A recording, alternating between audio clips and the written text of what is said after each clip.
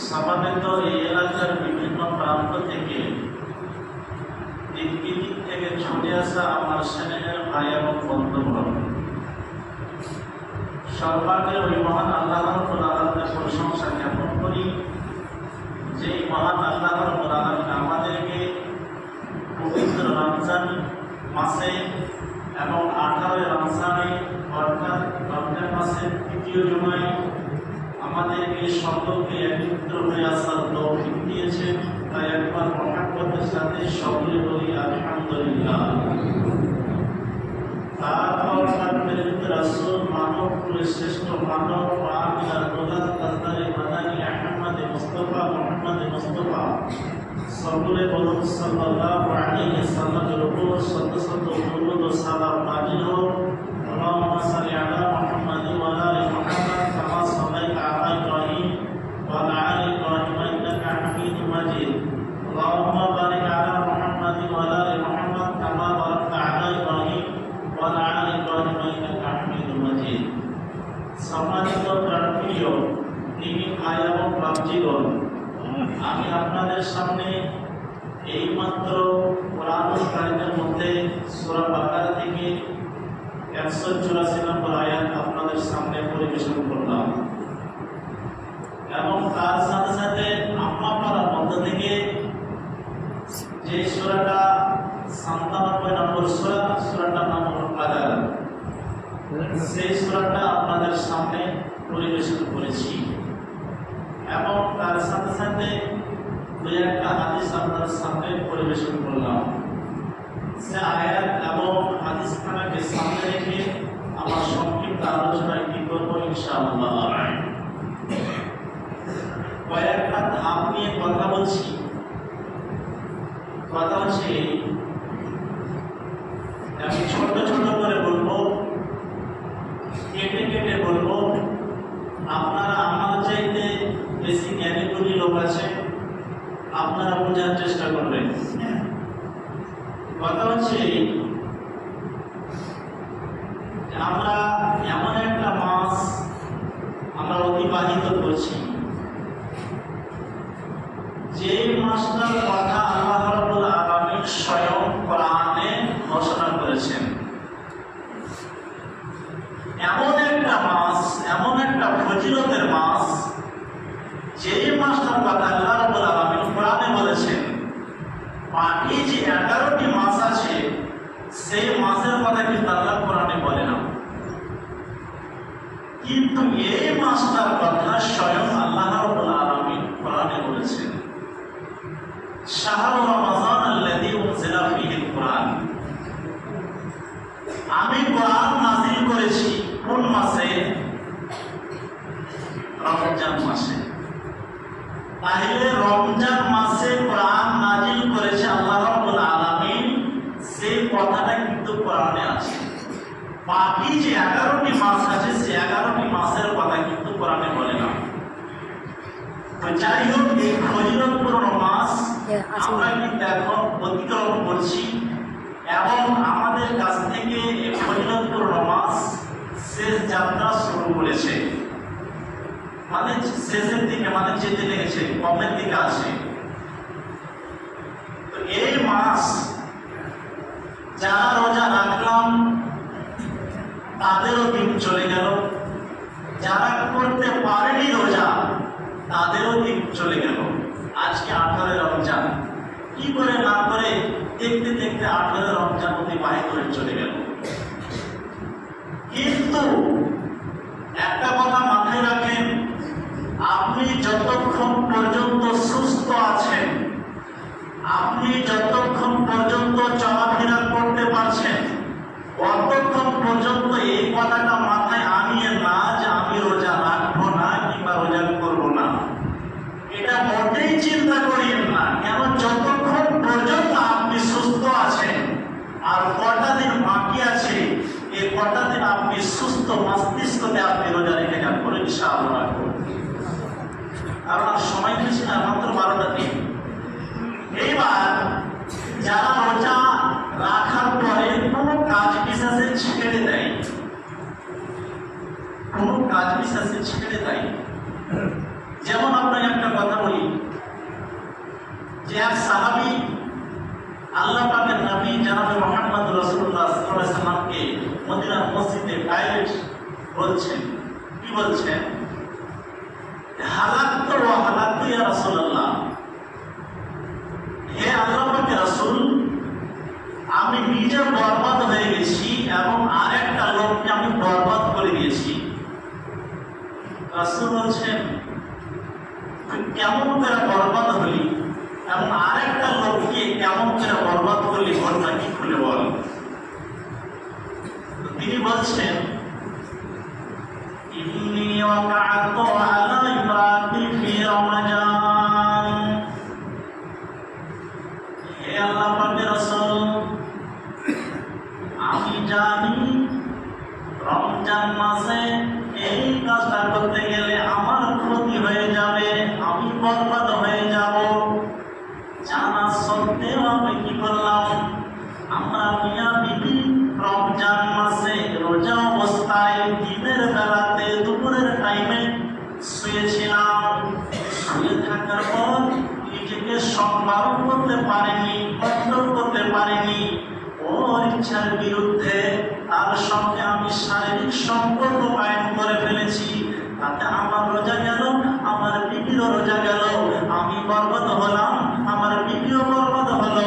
আল্লাহ পাকের রাসূল আমাকে কি করতে হবে বলে দেন।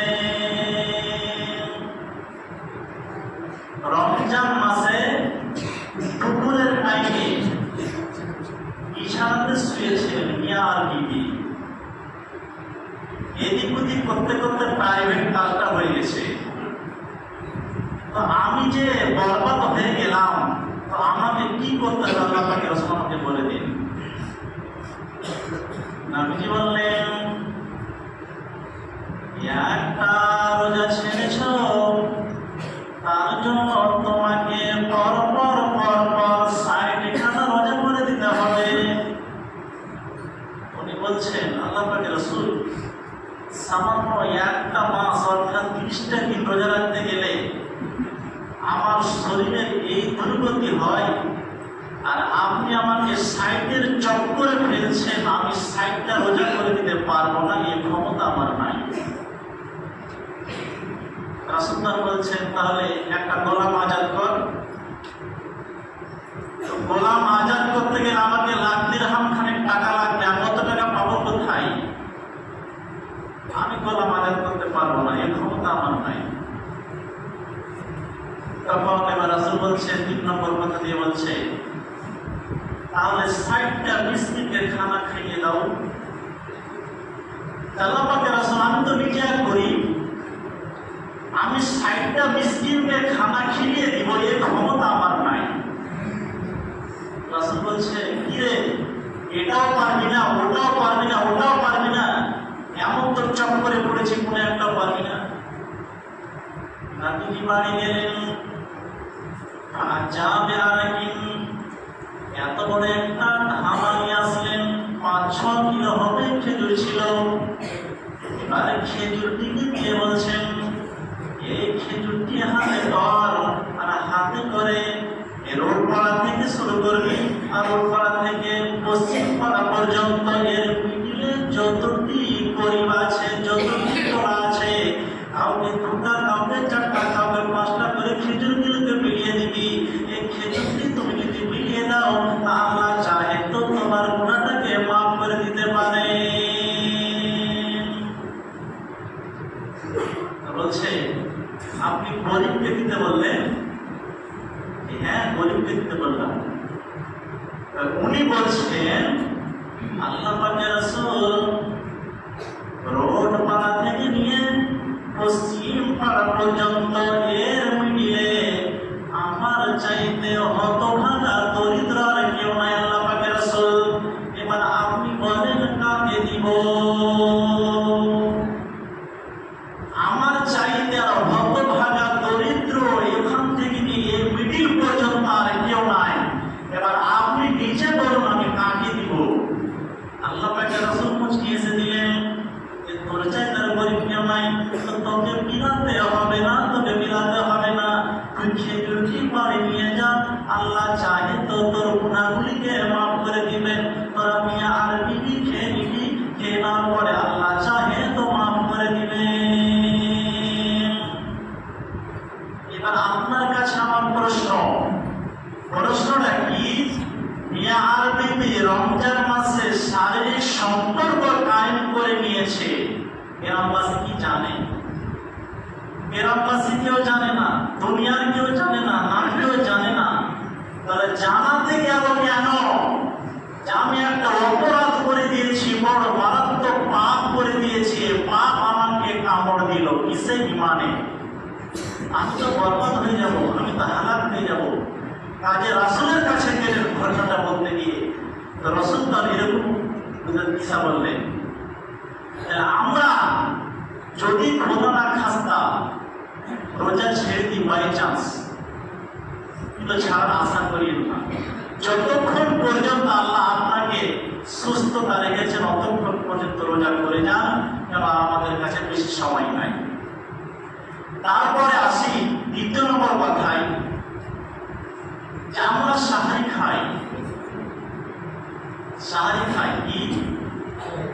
السحور أكلة بركة فلا تدعوا ولو أن أجر أحدكم جرعة من ماء। সাহারি হলো বরকত পায় খাবার, তাই তোমরা সাহারি খেতে কখনো বাদ দিও না, এক ঢোক পানি দ্বারা হলেও। এবার সাহারি হলো বরকত পায় খাবার, ফাইন্না ফিস সুহুরি তাসাহারু ফাইন্না ফিস সুহুরি বারাকাত। তোমরা সাহারি খাও, কেননা সাহারির মধ্যে বরকত আছে। এবার বরকতটা কি জিনিস? এবার আপনাকে তো বুঝতে হবে বরকতটা কি জিনিস। তো বরকতটা হলে এই, যেটা বরকতে বেনিফিট পাওয়া যায়। বরকতে বেনিফিট পাওয়া যায় মানে আল্লাহ পাকের নবী জনাবে মুহাম্মদ রাসূলুল্লাহ সাল্লাল্লাহু আলাইহি সাল্লাম কি কোনো একজন ব্যক্তি সাহাবী দাওয়াত দিলেন। ওই সাহাবী কিন্তু আল্লাহ পাকের রাসূলকে দাওয়াত দিয়েছেন। এবার আল্লাহ পাকের রাসূল 2-4 সাহাবীকে নিয়ে তার বাড়ি গেলেন। তো যে ব্যক্তি দাওয়াত দিয়েছিলেন সে ব্যক্তি চমকে গেলেন, আমি তো একজনের খাওয়ার ব্যবস্থা করেছি অল্পটুকু, আর আমি তো কয়েকজন সাহাবাকে সাথে করে নিয়ে এসছেন। আমি চিন্তায় পড়ে গেলাম। নবীজি বলেছেন, চিন্তা করিও না, টেনশনের কোনো কারণ নেই।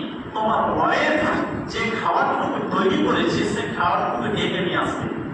কি করে নিয়ে আসবে? ঢেকে নিয়ে আসবে। এবার ওই খাবারটুকু ঢেকে নিয়ে আসলো। এবার আল্লাহ পাকের রাসূল ঘুম দিলেন খাবার দিতে। ঘুম দেওয়ার পরে ওই ঢাকনা সহ ঢেকে বের করছেন। এবার 10 জন 5 জন 4 জন সাহাবী আছে, সবাই একটা একটা করে দিচ্ছে, আর খাচ্ছে। ওয়ালটাতে খাবার খেয়ে নিল। 9 জন সাহাবী গিয়েছিল নবীর সাথে, সবাই তৃপ্তি সহকারে খানা খেলেন। এবার খানা খাওয়া হয়ে যাওয়ার পর ব্যাগ বানালেন জিনিসটাকে, বাসনটাকে। তো যেটুকু ওই সাহাবী রাসূলকে দিয়েছিল অতটুকুই ধরা আছে, কমেনি। একে বলা হয় বরকত। আজ আমরা সাহারি খাবো কিসের বিনিময়ে? বরকত যেন পাই, বরকতের বিনিময়ে। তাই হচ্ছে সাহারি খাওয়াটা কি বরকত। কাজে আপনারা সাহারি খাবেন বরকতের আশাতে। দ্বিতীয় নম্বর কথা চলি, রোজা অবস্থায়, সিয়ামত অবস্থায় ইনজেকশন স্যালাইন নেওয়া যাবে কি যাবে না? একটা প্রশ্ন। যে রোজা অবস্থায় কোনো কারণে সই করা যাবে, ইনজেকশন করা যাবে, যাবে কি যাবে না? কথা হচ্ছে যে রাসূল সাল্লাল্লাহু আলাইহি ওয়াসাল্লাম বলেছেন, আল মুফতিরু ইন্নামা হুয়া দাখিল মিনাল মানাফিজ। মানাফিজ মানে ওপেনিং ছিদ্র। ওপেনিং ছিদ্র দ্বারা দিয়ে যদি কোনো জিনিস প্রবেশ করে ভিতরে, তাহলে রোজা ছুটে যাবে। যেমন নাক, মুখ, পায়খানা রাস্তা, এইগুলো দ্বারা দিয়ে যদি কোনো জিনিস ভিতরে চলে যায় তাহলে কিন্তু রোজা ছুটে যাবে। আর যেটা হলো নন ওপেনিং ছিদ্র, যেটাকে জোর করে আমাকে ছিদ্র করতে হয়, ছিদ্র নাই কিন্তু ছিদ্র করতে হয়, যেমন ইনজেকশন। তো ইনজেকশনটা কিন্তু খাওয়ারের মধ্যে পড়ে না, কাজেই নন ওপেনিং ছিদ্র দিয়ে যদি কোনো জিনিস ভিতরে প্রবেশ করানো যায় তাতে রোজা ছুটবে না, রোজা কিছু হয় না, তাতে রোজা হয়ে যাবে, কোনো অসুবিধা নাই। সেলাইন নেওয়া যাবে, কোনো অসুবিধা নাই। তাহলে বোঝা গেল রোজা অবস্থায় কোনো ব্যক্তি যদি ইনজেকশন করে, সেলাইন নাই, তো নেওয়া যাবে। তাহলে ওপেনিং ছিদ্র এবং নন ওপেনিং ছিদ্র, যদি ওপেনিং ছিদ্র দ্বারা দিয়ে মুখ দিয়ে যদি আমার কিছু কোনো জিনিস ভিতরে চলে যায় তাহলে কিন্তু রোজা ছুটে যাবে, কিন্তু নন ওপেনিং ছিদ্র দ্বারা কিছু প্রবেশ করালে রোজা ছুটবে না। বুঝতে পারলেন? তারপরে আসি, এবার চলে আসছে আমাদের সামনে সাবে কাদা। এই 2-3 দিন পরে আমাদের কাছে সাবে কাদা। তো আল্লাহ রাব্বুল আলামিন সূরা কাদার মধ্যে বলছেন, কি বলছেন? বিসমিল্লাহির রহমানির রহিম। পরম করুণাময়, পরম দয়াময় আল্লাহর নামে আরম্ভ করছি, শোনেন। ইন্না আনজালনাহু ফি লাইলাতিল কদর। কি বলছেন? প্রথম আয়াতে বলছেন ইন্না আনজালনাহু ফি লাইলাতিল কদর, নিশ্চয় আমি আল্লাহ কোরআনকে নাজিল করেছি কোন রাতে? লাইলাতুল কদরের রাতে। নিশ্চয় আমি আল্লাহ কোরআন অবতীর্ণ করেছি, নাজিল করেছি কিসে? কদরের রাতে। 1 নম্বর আয়াত। 2 নম্বর আয়াত হচ্ছে কি? ওয়ামা আদরাকা মা লাইলাতুল কদর। হে নবী, আপনি কি জানেন কদরের রাতটা কতটা ফজিলতপূর্ণ রজনী? হে নবী, আপনি কি জানেন এই কদরের রাতটা কতটা ফজিলতপূর্ণ রজনী? আপনি কি জানেন? তারপরে বলছেন ওয়ামা আদরাকা মা লাইলাতুল কদর, লাইলাতুল কদরি খায়রুম মিন আলফি শাহর। তো লাইলাতুল কদর হচ্ছে কি? 1000 মাসের চাইতে উত্তম।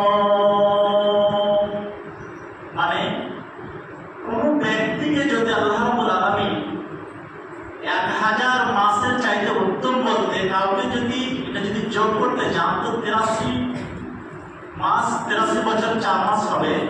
তো কাউকে যদি 83 বছর আয়ু দান করে আর 83 বছর যদি ইবাদত করে, 83 বছর 4 মাস ইবাদত করে যে পরিমাণ সওয়াব পাবে, আল্লাহ রাব্বুল আলামিন এই রমজান মাসে একটা কদরের রাত্রি দিয়েছেন, সাবে কাদার। সেই রাত্রি যদি কোনো ব্যক্তি একটি রাত জাগরণ করে তার চাইতে বেশি সওয়াব পেয়ে যাবে। সুবহানাল্লাহ। তাহলে কত উত্তম!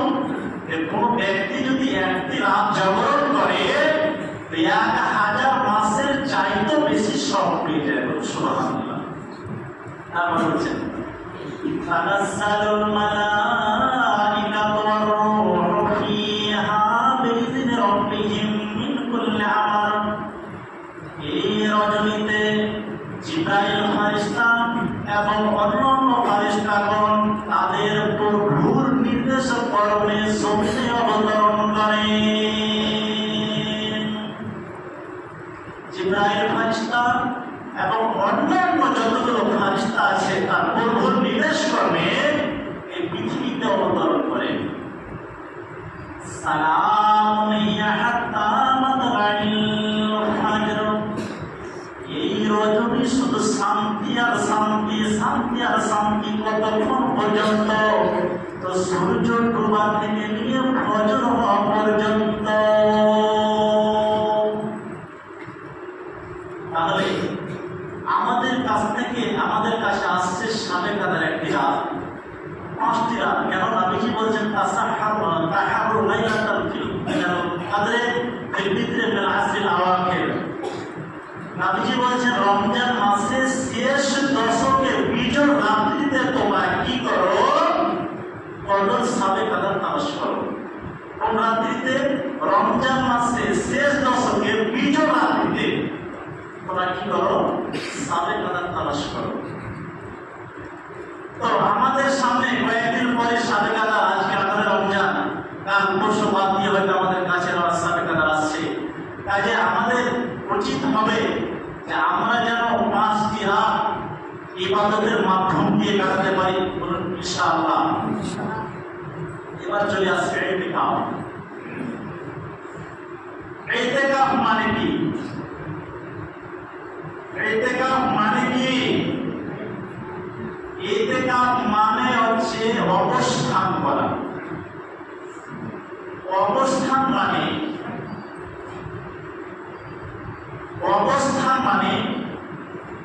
মসজিদে ইবাদতের নিয়াতে কোন জায়গাতে বসে আল্লাহর জিকির আজকার করা, তাকে বলা হয় ইতিকাফ। তো ইতিকাফ করলে কি সওয়াব পাওয়া যায়? তো নবীজি বলছেন, আল্লাহ পাকের নবী জনাব মুহাম্মদ রাসূলুল্লাহ সাল্লাল্লাহু আলাইহি ওয়াসাল্লাম বলছেন, কোন ব্যক্তি যদি আল্লাহ একটি রাত্রে, অর্থাৎ কোন ব্যক্তি যদি নেকির আশাতে একটি দিন সাবে কাটায়, সাবে কাটার পরে, তো নবীজি বলছেন ওই ব্যক্তির জন্য 3টা গর্ত খোঁড়া হবে। কয়টা? 3টা গর্ত। সেই গর্ত দূরত্ব কত? জান্নাত থেকে তার জাহান্নাম পর্যন্ত দূরত্ব কত? যেমন পৃথিবীতে পশ্চিম থেকে পূর্ব দূরত্ব যেরকম, সেরকম তার দূরত্ব হয়ে যাবে। সুবহানাল্লাহ। তাহলে আমরা যেন ইতিকাফ করি সওয়াবের আশায়, সওয়াবের নিয়াতে। কারণ আজ আছি, আগামীকাল আমাদের সামনে এই ইতিকাফ করতে পাবো কি পাবো না, সাবে কাদার করতে পাবো কি পাবো না, আল্লাহ ভালো জানে। যাই হোক, এখান থেকে সময় হয়ে গেছে। এখান থেকে আমার সংক্ষিপ্ত আলোচনা কি করলাম, আল্লাহ রাব্বুল আলামিন আমাদেরকে যেন ইতিকাফ করা এবং 5টি রাত জাগরণ করা তৌফিক দেন। সকলে বলুন আল্লাহুম্মা আমিন। এই বলে আমার সংক্ষিপ্ত আলোচনা কি বলছি, বলার মাধ্যমে এবং ভাষার মাধ্যমে ত্রুটি হতে যাবে। আরেকটা কথা বলি, কথা হচ্ছে রমজান মাসে ভালোভাবে মেলা লেগেছে।